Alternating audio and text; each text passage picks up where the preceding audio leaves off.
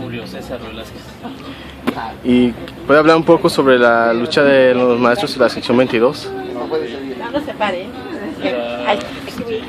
La lucha el día de hoy de los maestros, no solamente de la sección 22, sino de los compañeros agremiados a la Coordinadora Nacional de Trabajadores de la Educación y algunos otros maestros que no se adhieren a esta coordinadora, pero que ya se han levantado, ¿no?, como una forma de inconformarse de estas reformas llamadas constitucionales, mal llamadas constitucionales, que atienden o atentan contra todos los derechos, no únicamente de nosotros como trabajadores, sino de los derechos de la sociedad en general.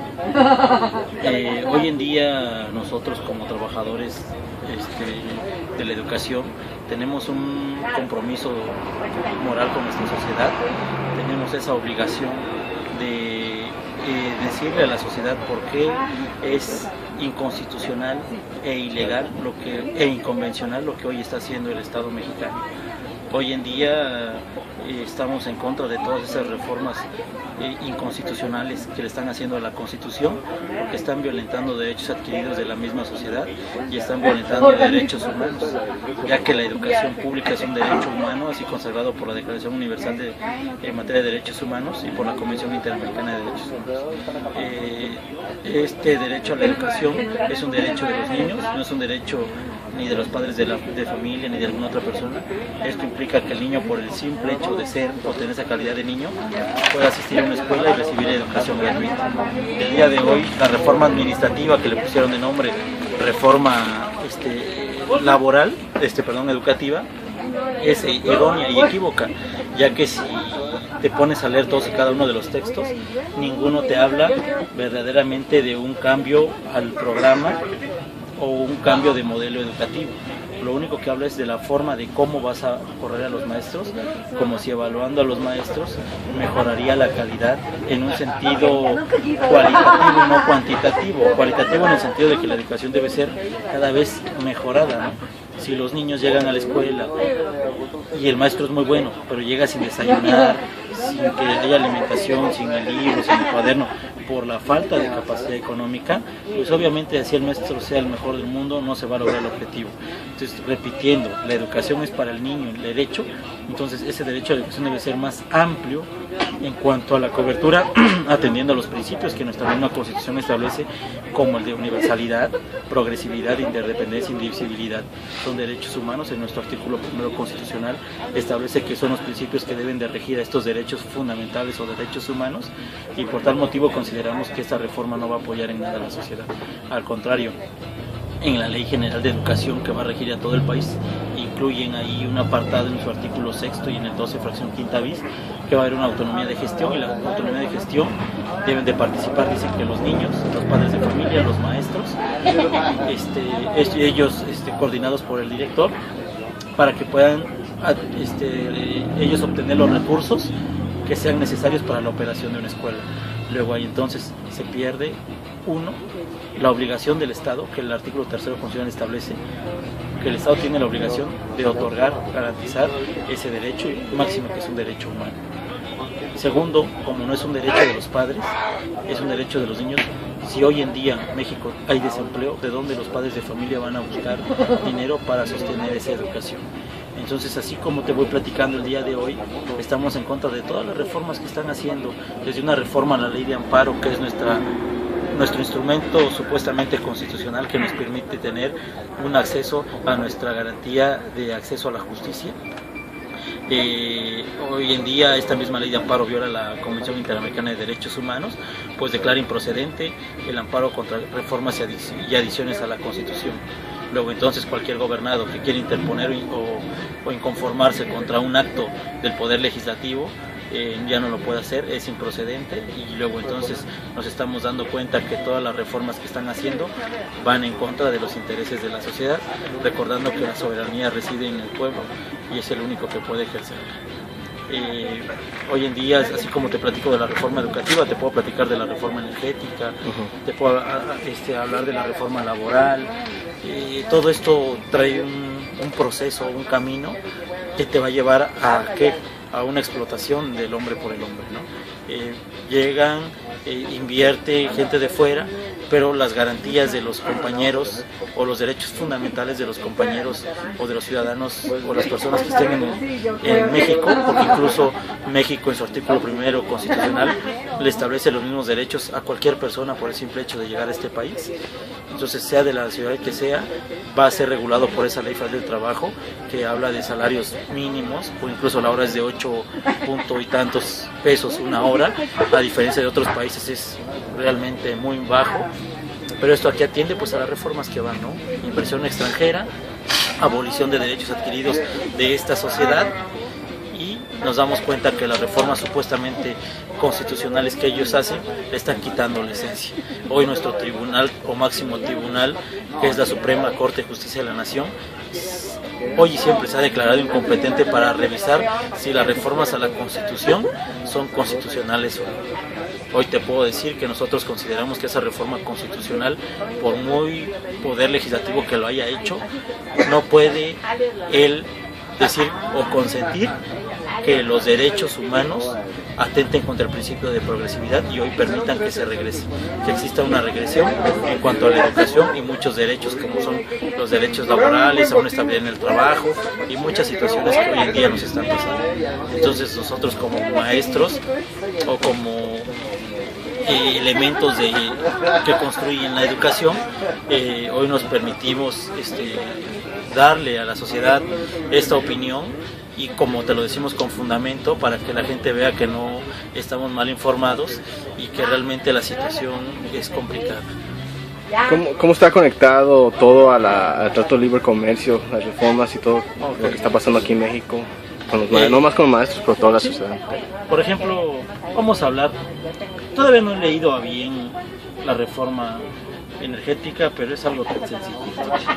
Van a venir extranjeros, van a invertir en materia de petróleo y lo que es todo lo que es materia energética. Van a venir empresas extranjeras, pero ya hay un sistema de outsourcing. Y el sistema de outsourcing les va a decir, yo necesito 100 obreros. Cada empresa va a mandar a 20 trabajadores. La ley federal del trabajo dice que 20 trabajadores más uno pueden hacer un sindicato, pero como van 20 trabajadores de cada empresa no se reúne el requisito. Y si ellos quieren hacer un sindicato en esa empresa no se va a poder, porque ellos son subcontratados por otra empresa. Entonces no pueden hacer un sindicato en esa empresa porque sería ilegal. Así es como van a ir mermando sus derechos de los trabajadores, este sistema de outsourcing. Entonces eso viene desde una reforma laboral desde el sexenio de Felipe Calderón. Vemos que el proyecto que traían se está cumpliendo hoy con el sexenio de Enrique Peña Nieto, ¿no? Eso es lo más grave, porque la ley federal del trabajo regula más del 80 o 90% de los trabajadores en el país. Pero ahora esta reforma que viene, pues también nos está pegando a nosotros que estamos en el apartado B del artículo 123 constitucional. Entonces, como te digo, la ley federal del trabajo tiene o va a aterrizar en la reforma energética, que era el paso. Si la reforma energética o a través de petróleos mexicanos lo que obtenía de ganancias el Estado lo aplicaba en educación, ¿cómo justificarías que un particular ya no vaya a dar dinero y ya no vaya a haber dinero a la educación? Hay que poner la autonomía de gestión para que ellos logren financiar la escuela, y entonces así ya no se siente el impacto de que el particular va a ser en este caso, dicen que no es el propietario, no sé de qué forma se le puede decir, pero es la persona que va a lucrar con el petróleo del país. ¿Y cómo, puede hablar un poco sobre la represión? Porque ustedes son maestros, dicen que los maestros toman una parte importante en la sociedad. ¿Por qué piensan que ustedes están haciendo, la policía y el Estado están reprimiendo la lucha de los maestros? Te puedo decir algo tan sencillo. La Constitución Política Mexicana, no solamente la Constitución Política Mexicana, la Declaración Universal de los Derechos Humanos habla de los derechos políticos y civiles, y uno de ellos es la libertad de expresión y la libertad de pensamiento. Nosotros sí podemos salir a las calles e inconformarnos, porque si no tenemos recurso legal alguno, ¿de qué otra forma podemos inconformarnos? Pues a través de nuestro derecho en este caso que tenemos nuestro derecho de manifestación. Hoy el Estado dice que hay que avisarle cuándo, si tú checas la ley del Distrito Federal, que hay que decirle cuándo, a qué hora y dónde vamos a estar. O sea, casi va a ser una manifestación reglamentada, pero que si tú llegas a chocar con un policía, tú cometes un delito ahora más grave, a que el policía te golpee a ti.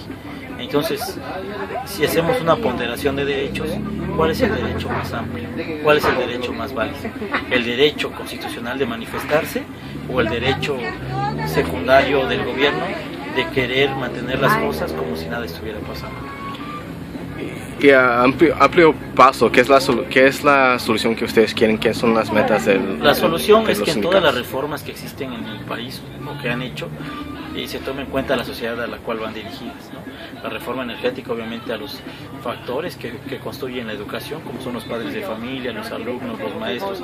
Decimos para nosotros es importante que se den desayunos escolares, que se den uniformes, libros de texto, porque no es un derecho para el padre de familia, es un derecho para el niño. Eso nos tiene que quedar claro como sociedad, porque el gobierno dice, no, es que estamos apoyando al padre de familia. Tú no estás apoyando al padre de familia, tú estás apoyando a tu futura generación, que va a ser tu sociedad, que en determinado momento va a tener las riendas del país. Nosotros pretendemos que niños bien alimentados, bien uniformados, que no tengan ninguna carencia, van a tener un mejor aprovechamiento académico y van a ser mejores ciudadanos. ¿Y qué opina ustedes sobre la educación de indígena, las escuelas indígenas que están? Ok, lo puedes investigar. En materia de pueblos indígenas hay tratados internacionales que tutelan estos derechos. Ellos tienen ese derecho a determinar qué educación quieren y qué tipo de educación quieren. Incluso los tratados internacionales dicen que si tú le quieres dar la educación en castellano, estás violentando sus derechos porque le estás imponiendo una lengua y está perdiendo su tradición y obviamente su identidad. Precisamente ese tratado internacional trata de proteger todo eso, la lengua, los usos y las costumbres de los pueblos originarios. Entonces nosotros consideramos que si un pueblo indígena, como es el caso de Oaxaca, que tenemos muchos pueblos indígenas, hoy determinan que quieren una educación distinta a la que la supuesta reforma tiene, pues están en todo su derecho, ¿no? Ya que es un derecho reconocido a nivel internacional, como muchos de los derechos que nos asisten hoy en día a la sociedad. ¿Y por qué están aquí en este plantón? ¿Cómo podemos apoyar la lucha también de ustedes? Pues hoy pueden apoyar la lucha desde Estados Unidos, primero informándose, leyendo bien la ley. Yo ahorita ya te di varios tips donde lo pueden conseguir, qué es lo que deben de leer y hacer un análisis. Una vez de estar convencido que la cuestión no es como la tele lo manifiesta, los compañeros soliciten a todas las embajadas o de donde se encuentren, obviamente de México, que se les dé la intervención, en este caso a los factores o a las personas que deben estar inmersas dentro de una reforma, ¿no? Y que no se haga la reforma a la luz de personas que son legisladores, que no tienen ni siquiera la primaria o la secundaria y que desconocen de muchos temas. Es ilógico que hoy en día alguien que apenas estudió la primaria pida que se le evalúe a un maestro o a un docente que quizás tiene hasta el grado de doctorado y que incluso hay unos que van hasta el extranjero. Es ilógico, ¿no? Digo, que alguien que está en la primaria y que por tener capacidad económica es legislador y el docente que tiene un nivel posgrado sea evaluado y el legislador no, pues es muy injusto. Gracias.